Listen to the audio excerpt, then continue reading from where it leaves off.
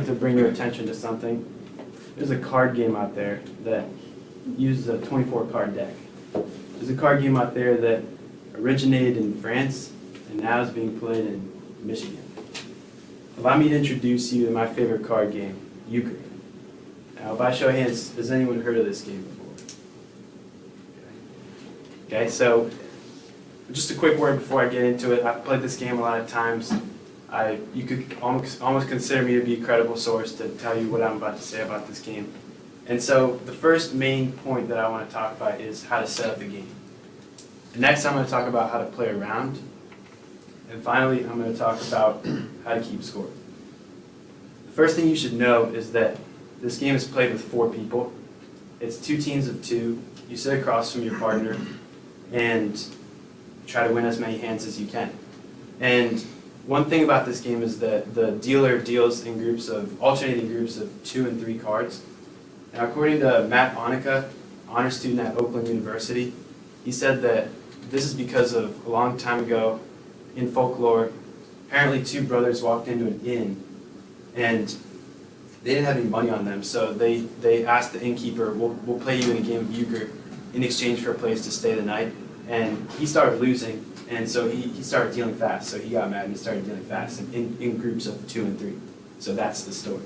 And so that's a little bit about how to set up the game. Now I'm going to move on to how to play around. The huge thing about this game you got to know is that the most powerful card in the game is the Jack of Trump. Now, who knows what trump means in a card game? Okay, it's the suit that is the most powerful suit. And so the jack of that suit is the most powerful card. The second most powerful card is the jack of the other suit of the same color. And so in his honors thesis for Ball State, Jonathan Wright outlines the importance of the right and left bower, as these 2 cards are called. And also it uses a deck from 9 to ace. The rest of the cards are thrown away. That's why it's a 24 card deck. Moving on to how to keep score. In this game, there's a lot going on, so you have to know what your team's score is. So 1 point is awarded to the team that wins a hand if they've chosen trump, the first card off the deck. And 2 points are awarded to a team that wins a hand if they did not choose trump because they were at a disadvantage to begin with. And 4 points are awarded to a team that does something called going alone. You go alone when you have a hand strong enough that you say, you tell your partner, I don't need you this round. I like my hand, and if I win this round, I get 4 points. It's a 10-point game, and 4 points, you have to have a really good hand if you want to go alone.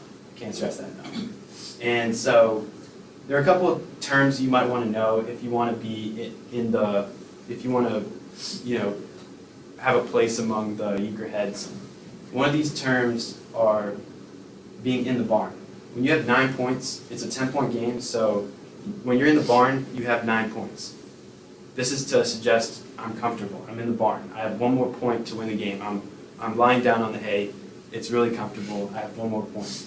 So actually, one of the places where this term is listed is in Nate Bumpo's book, The Columbus Book of Euchre. And there's a lot more terms, but not enough time to go through all of them.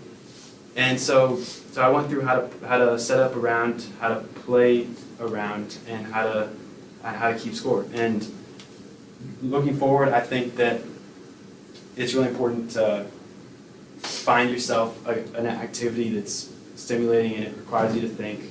It's not your ordinary TikTok. It needs for you to hone in on the rules. And